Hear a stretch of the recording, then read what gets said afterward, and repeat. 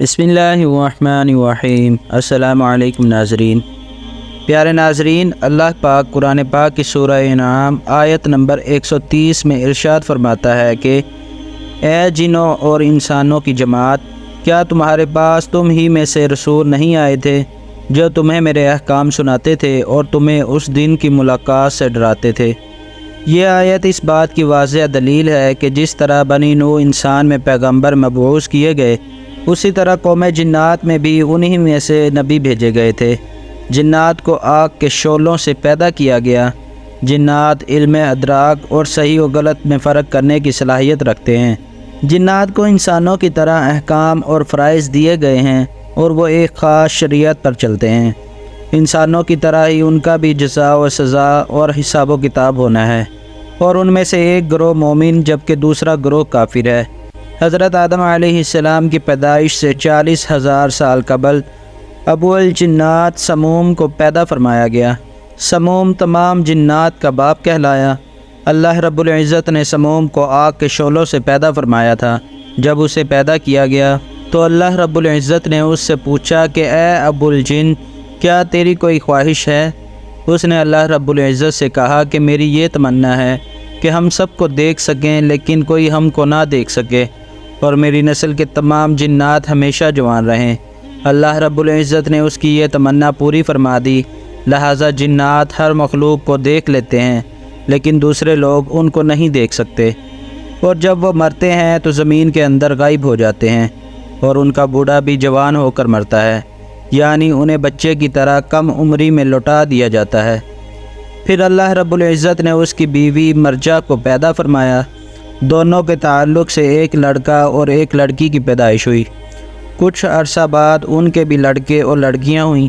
اس طرح ان کی تعداد بڑھتی چلی گئی اور ان کی تعداد تقریباً 70,000 کے قریب تک پہنچ گئی۔ لہٰذا اللہ پاک نے ان پر قانون نافذ کر دیا اور پھر وہ جوڑوں، خاندانوں اور قبیلوں کی شکل میں رہنے لگے۔ جب جنات کی تعداد میں اضافہ ہوا تو اللہ پاک نے ان کو رتبوں کے اعتبار سے زمین، ہوا اور پانی میں آباد کر دیا۔ جب وہ زمین پر آباد ہوئے تو ایک مدت تک وہ اللہ پاک کی عبادت کرتے رہے۔ پھر وقت گزرنے کے ساتھ ساتھ انہوں نے اللہ پاک کی نافرمانی شروع کر دی اور زمین پر خون خرابہ اور فساد کرنے لگے۔ ان کا ایک بادشاہ تھا جس کا نام یوسف تھا۔ اللہ رب العزت نے یوسف جن کو نبوت کے عہدے پر فائز کیا تاکہ قوم جنات کو ہدایت ملے۔ یہ جنوں کی قوم میں بھیجے گئے پہلے نبی تھے۔ جب انہوں نے اپنی قوم کو دعوت حق دیا تو جنات نے ان کو قتل کر ڈالا۔ لہٰذا اللہ رب العزت نے بطور سزا فرشتوں کا ایک لشکر بھیجا۔ اس لشکر کا نام لشکر جن تھا، اور ان میں عزازیل یعنی ابلیس بھی تھا جو 4,000 جنوں کا سردار تھا۔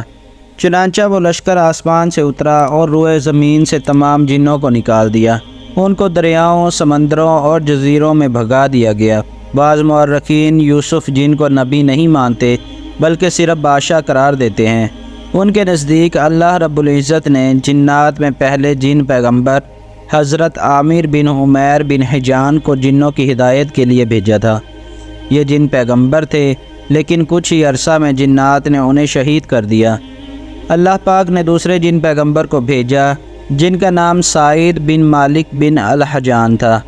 ان کو جنات کی ہدایت کے لیے بھیجا گیا تھا لیکن ان کو بھی جنات نے شہید کر ڈالا۔ یہی سلسلہ 800 سال تک جاری رہا۔ ان میں کئی جن پیغمبر مبعوث کیے گئے۔ اس عرصہ میں جنات نے تقریباً 800 سے زائد پیغمبروں کو شہید کیا۔ اس کے بعد اللہ رب العزت نے قوم جنات پر عذاب نازل فرما دیا۔ جب ان پر اللہ کا قہر نازل ہوا تو زمین کا بڑا حصہ ان سے صاف کر دیا گیا۔ ان میں سے چند اطاعت گزار جن بچ گئے جو غاروں، سمندروں اور پہاڑوں میں چلے گئے۔ اللہ پاک نے جو لشکر بھیجا تھا ان کا سردار عزازیل یعنی ابلیس نے اللہ پاک سے دعا کی کہ اس کو زمین پر ہی رہنے دیا جائے، لہٰذا وہ زمین پر ہی آباد ہو گیا۔ اس کی اولاد کافی پھلی پھولی۔ کثرت عبادت کی وجہ سے اس کو ساتوں آسمان اور جنت میں بھی جانے کی اجازت مل گئی۔ پھر ابلیس نے روئے زمین کے جنات کو اپنے ساتھ ملانا شروع کر دیا۔ جنات کے 4 قبیلوں نے ابلیس کے ہاتھ پر بیعت کر لی، جن کا نام خان، دام، ممتاز اور مرامس تھا۔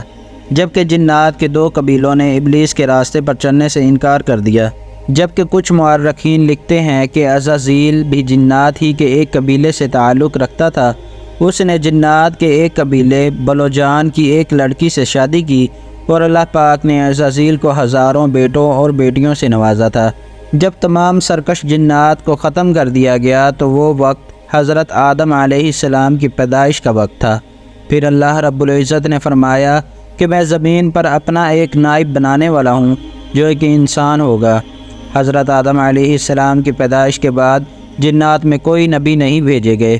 اللہ پاک نے جنات کو ان پیغمبروں کی پیروی کا حکم دیا جو انسانوں میں مبعوث ہوتے تھے، لیکن جنات کی شر انگیزی اور فساد بڑھتے چلے گئے، اور پھر اللہ کے جلیل القدر پیغمبر حضرت سلیمان علیہ السلام نے ان پر قابو پایا اور ان کو دوبارہ ان ویران جزیروں، سمندروں اور پہاڑوں پر جانے کا حکم دیا۔